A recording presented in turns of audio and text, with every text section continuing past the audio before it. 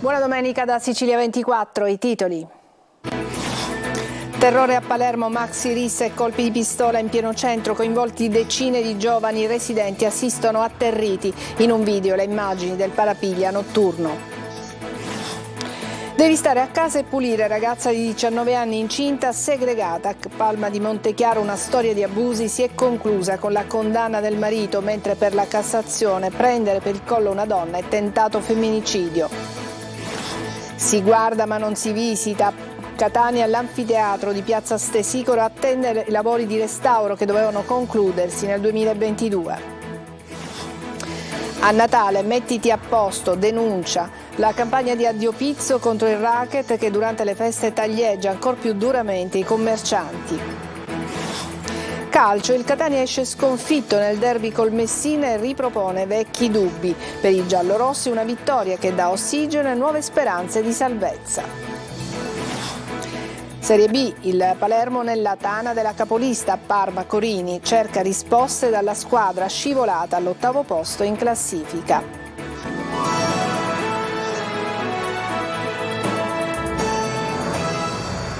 Bentrovati, maxi rissa con sparatoria a Palermo, l'ennesimo episodio di violenza è avvenuto questa volta nel pieno centro della città, a pochi passi dal Politeama. Le immagini nel servizio di Emanuela Corsi.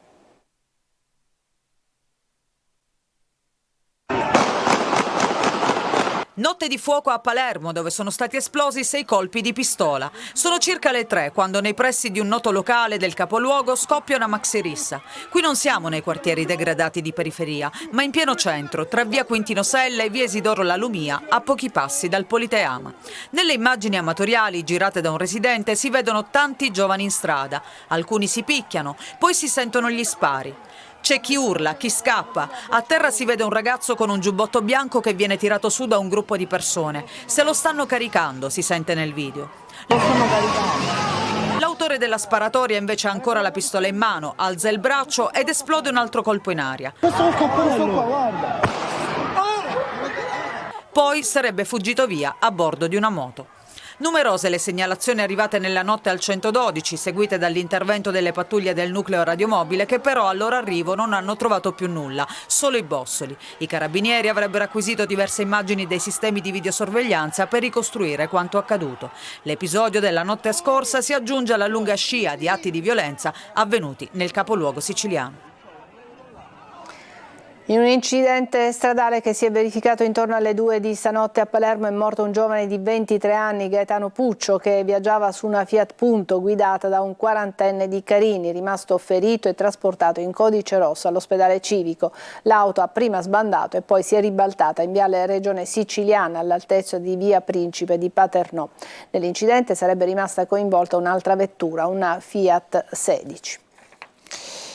Chiusa in casa a 19 anni per badare alle faccende domestiche e con il divieto assoluto di uscire. A Palma di Montechiaro una storia di abusi si è conclusa con la condanna del marito. Manlio Viola. Segregata in casa, picchiata, offesa, maltrattata e minacciata per costringerla a restare chiusa nell'abitazione ed occuparsi solo delle faccende domestiche. Per mesi è stato il destino di una giovane donna di appena 19 anni di Palma di Montechiaro, grande centro della provincia di Agrigento. La ragazza incinta sarebbe stata vittima del marito che però prima la poteva contare sulla complicità delle sorelle che la controllavano. Si accertavano che non uscisse, le impartivano ordini e lezioni accusandola di non essere una brava donna di casa. La novella Cenerentola viveva nella paura. L'uomo, anche quando era lontano da casa, la terrorizzava via WhatsApp, minacciandola di toglierle il bambino appena nato se non avesse ubbidito. E alla ragazza era anche proibito di raccontare a parenti e conoscenti di essere incinta. Un calvario durato ben 7 mesi, da febbraio a settembre del 2021, ma alla fine la giovane ha trovato il coraggio di denunciare. Adesso il marito, appena 25 anni all'epoca dei fatti, è stato condannato dal Tribunale di Agrigento a 3 anni e mezzo di reclusione per maltrattamenti e sequestro di persona. Una turpe storia che denuncia ancora una volta come esistano contesti in cui i retaggi medievali sono duri a morire anche nelle nuove generazioni. Prendere per il collo una donna è tentato femminicidio, anche in assenza di ferite. La Cassazione non ha dubbi e condanna un uomo che aveva tentato di strangolare la moglie. Una sentenza accolta con grande favore dalle associazioni che difendono le donne vittime di violenza. È un passo avanti, ma si deve agire in maniera strutturale, dicono. Emanuela Corsi. Prendere per il collo la moglie è tentato omicidio, o meglio femminicidio, anche in assenza di ferite. Lo dice una sentenza della Corte di Cassazione che ha respinto le argomentazioni della difesa e confermato i 10 anni ad un uomo che aveva preso per il collo la moglie e l'aveva attaccata al muro. Un gesto non più ascrivibile a lesioni o maltrattamenti, ma appunto al tentato femminicidio. Obiettare l'assenza di ferite e la non volontà di uccidere da parte del marito non cambia la sostanza, perché secondo i giudici contano i potenziali effetti dell'azione. Il tentato femminicidio si era consumato a Brescia con la vittima che aveva chiamato i carabinieri dicendo che il marito aveva tentato di strangolarla spingendola contro il muro e sollevandola da terra, facendola svenire per qualche attimo e offuscandole la vista. Parole confermate anche dal figlio della coppia che era andato in soccorso della madre afferrando il padre sotto le braccia e costringendolo a lasciare la presa. Una sentenza che dà un segnale significativo anche per chi ogni giorno segue e lavora al fianco di donne vittime di violenza. La sentenza della Corte di Cassazione ha cristallizzato, secondo me, un punto importantissimo, e cioè il racconto della donna, la credibilità della donna, il fatto che nonostante non ci fossero lesioni evidenti, è stato comunque dimostrato che lo strangolare una donna è un indicatore di rischio molto alto, quindi è presumibile che nell'intenzione appunto del maltrattante ci fosse quella di ucciderla. Per questo è stato riconosciuto appunto il tentato omicidio. Intanto la lista dei femminicidi e dei casi di violenza sulle donne si allunga. In Sicilia sono 12 le vittime nel 2013. È stata individuata la piccola barca del pescatore scomparso in mare al largo di San Leone ad Agrigento. La Capitaneria di Porto l'ha trovata semi-ribaltata, impigliata tra alcune reti di pesca, e ha recuperato anche un giubbotto e un paio di stivali che apparterrebbero all'uomo. E così si teme il peggio per Salvatore Cesfalù, 48enne di cui i familiari hanno denunciato la scomparsa dopo il mancato rientro a casa la vigilia dell'Immacolata. L'anfiteatro dimenticato. I lavori di restauro e messa in sicurezza del sito archeologico di Piazza Stesicoro a Catania si sarebbero dovuti concludere nel 2021, ma ancora nessuna notizia sull'apertura. Tonino De Mano. Un intervento che si era previsto 12 mesi, ma noi contiamo di finire con qualche mese di anticipo.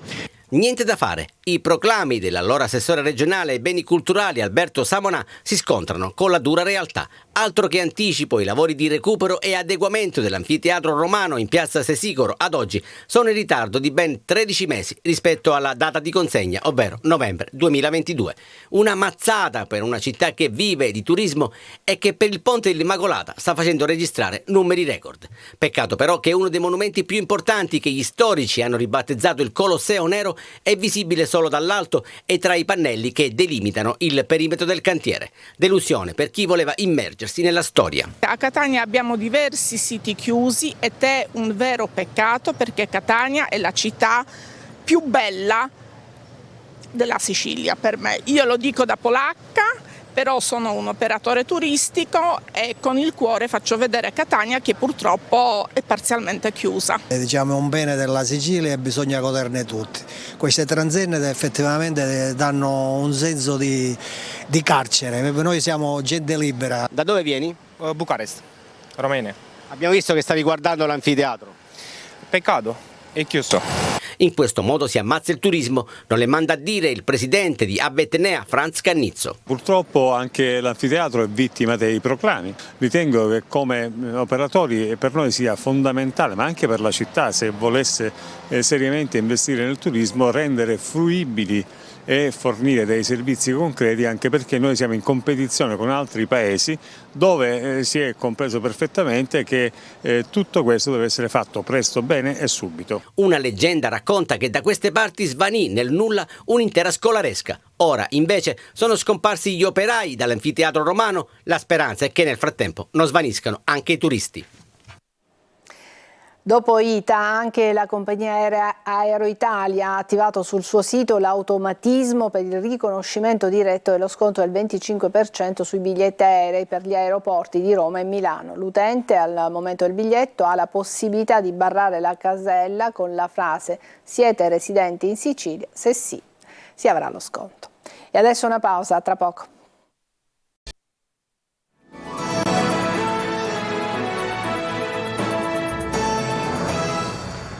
Una ronda di volontari anti-racket contro il pizzo negli stessi giorni in cui sono in circolazione gli esattori di Cosa Nostra. Le inchieste confermano che questo è il periodo di maggiore presenza della mafia per quanto riguarda il fenomeno delle estorsioni.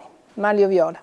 Mettiti a posto, denuncia. Hanno scelto di mutuare il linguaggio dei mafiosi per lanciare la campagna antimafia e soprattutto contro il pizzo. Una campagna che parte proprio sotto Natale, periodo di acquisto per i regali e dunque di affari e confusione, ma anche periodo di riscossione per gli esattori di Cosa Nostra. Più di una indagine infatti ha confermato che il taglieggiamento degli esercizi commerciali da parte della mafia, la cosiddetta messa a posto, avviene con due modalità. La protezione si paga mensilmente oppure in due rate, la principale delle quali proprio subito prima di Natale, in questo periodo, quello delle 13esime. Così da martedì a domenica i volontari di Addio Pizzo gireranno per gli esercizi commerciali a portare il messaggio anti-estorsione proprio nello stesso momento in cui girano gli esattori della mafia. E proprio questi sono i giorni più delicati, come conferma Nicola Grassi, presidente dell'ASAEC, Associazione Anti-Racket di Catania. Le festività natalizie rappresentano l'occasione per la criminalità organizzata mafiosa per la riscossione del pizzo, una tassa odiosa. Per uscire dal vortice gli imprenditori non sono soli e questa è una cosa che occorre ribadire con forza. Esistono diversi strumenti legislativi che permettono un ristoro totale dei danni che si sono subiti, sia economici che fisici che materiali. E dunque denunciate, non ci sono più scuse. Un appello che torna ad essere centrale proprio nel momento degli affari di Natale, che rischia di diventare anche il momento di maggiore debolezza del tessuto economico e commerciale. Un autista dell'Amet è stato aggredito la notte scorsa a Palermo, al capolinea di Piazza Indipendenza. Il dipendente dell'azienda del trasporto pubblico è stato colpito al volto, prima con uno zaino e poi a pugni. Sono intervenuti i carabinieri e un'ambulanza. I sanitari del 118 hanno trasportato il dipendente ferito al pronto soccorso del Policlinico, dove l'autista è stato medicato con alcuni punti di sutura prima di essere dimesso. La notizia della denuncia da parte della polizia di 11 genitori che a Catania non mandavano a scuola i propri figli ripropone l'allarme della dispersione, nonostante la nuova legge preveda responsabilità più stringenti relative all'obbligo di istruzione. Marco Carli. Continua la battaglia contro la dispersione scolastica. C'è anche la legge del novembre scorso che aumenta le responsabilità della famiglia. I controlli sono costanti e hanno portato ad esempio a Catania la denuncia da parte della polizia di 11 genitori che non mandavano a scuola i propri figli minorenni. La questura ha trasmesso il provvedimento agli organi competenti per valutare la possibile sospensione o revoca per i genitori di sussidi statali come l'assegno di inclusione o il reddito di cittadinanza. La procura locale per i minorenni è stata informata per valutare ulteriori provvedimenti. 2 persone sono state anche segnalate perché il loro figlio minorenne è stato sorpreso da solo in strada a bordo di una bicicletta elettrica. Insomma, la storia resta sempre la stessa: genitori che non vigilano, che sembrano distaccati dalla vita dei loro figli. La legge di conversione del decreto Caivano dello scorso 13 novembre, ricordiamolo ancora una volta, prevede sanzioni severe per il mancato adempimento dell'obbligo di istruzione che possono arrivare fino a 2 anni di reclusione. L'obiettivo è dare costantemente peso all'articolo 114 del testo unico sulla scuola, che prevede l'istruzione obbligatoria al fine del conseguimento di un titolo di studio di scuola secondaria o di una qualifica professionale. In questa missione sono coinvolti anche sindaci e dirigenti scolastici e più di tutti dovrebbero esserlo, sembra evidente, i genitori. Breve pausa e poi le notizie riguardanti il calcio.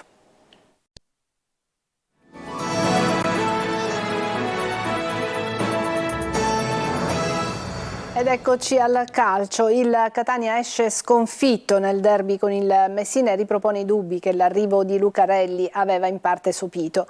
A gennaio sul mercato si interverrà in modo importante. Marco Carli. Poteva essere un'occasione d'oro. Il Catania è riuscito a trasformarla in una sconfitta pesante contro un Messina che, proprio a discapito dei rossazzurri, è riuscito a centrare per la prima volta in stagione la seconda vittoria consecutiva. Un dato che fa riflettere, così come la poca fluidità di manovra e incisività degli etnei, mali che riemergono, e i tanti cambi nella formazione tipo decisi da Lucarelli hanno influito. La sfera di cristallo di riuscire a sapere prima chi giocherà bene e chi giocherà male non ce l'ho, e quindi si va sulla base di quello che si vede durante la settimana. Ovviamente mercoledì c'è un'altra partita. Il tecnico dice anche di avere le idee chiare sul futuro, vale a dire sul mercato. Probabili 5 movimenti in entrata, se non di più, 2 in attacco, 2 a centrocampo e 1 a sinistra in difesa. Il primo partente nelle idee del club potrebbe essere Sarao, prima convocato e poi fermato per una trattativa che la società sta conducendo col Trapani.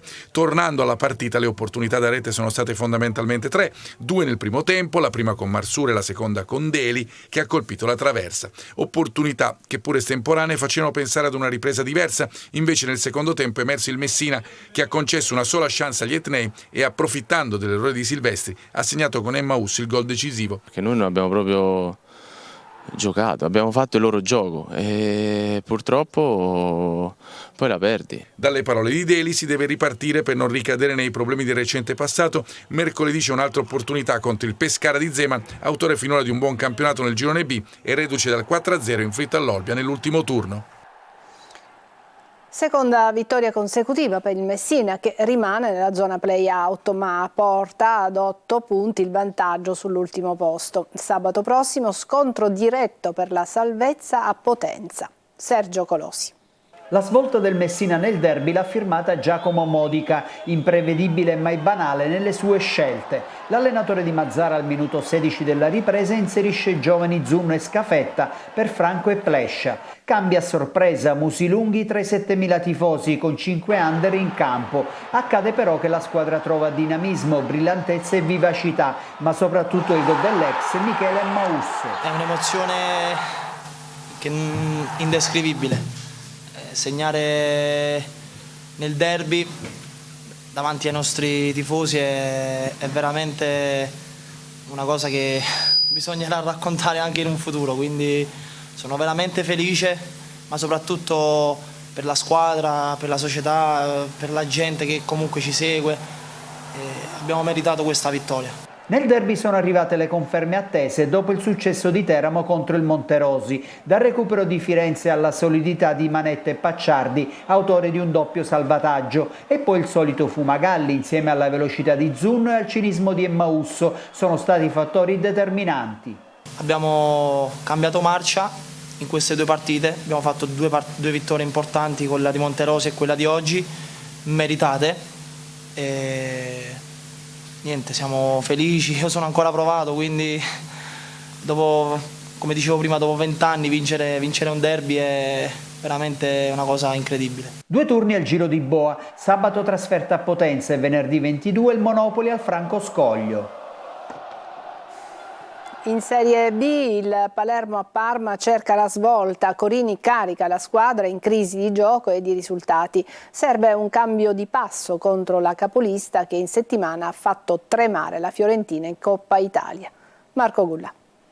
Un'impresa al Palermo oggi pomeriggio nel match del Tardini contro il Parma. Rosanero che hanno bisogno di punti, ma di fronte ci sarà la capolista del campionato, una corazzata che ha anche imposto il suo gioco nel match contro la Fiorentina di Coppa Italia. Per Eugenio Corini una sfida difficile ma non impossibile. Sappiamo anche di avere delle qualità, delle caratteristiche, e penso che la partita successiva sia sempre una grande opportunità e metteremo in campo il meglio per provare a fare risultato. Purtroppo nelle ultime settimane questo risultato è venuto poche volte e la grande volontà è quella di far sì che anche in una partita complicata e difficile con un avversario molto forte possa succedere, e ci siamo preparati da questo punto di vista per fare una bella partita e cercare di portare a casa un risultato positivo.